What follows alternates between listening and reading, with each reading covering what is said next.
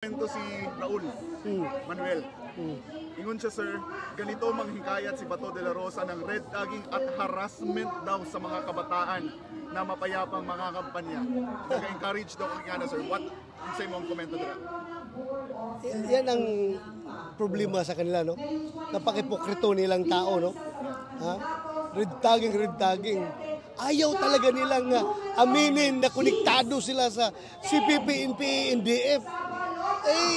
The mere fact na ayaw nilang mag-connect doon, within pa-konektado sila, mapagkatiwalaan mo yung ganyan kasi mga politiko?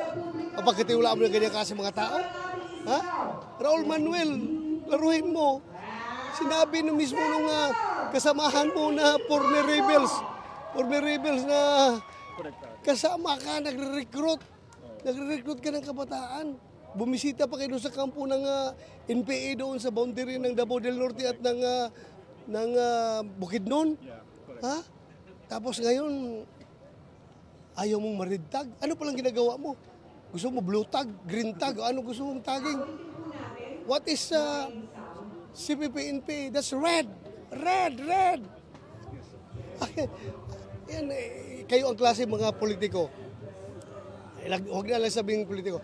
Kayo ang klaseng mga tao na hindi talaga mapagkatiwalaan dahil from the very start, sinungaling kayo. Sir, tatakbo sila yung Kabataan Party List.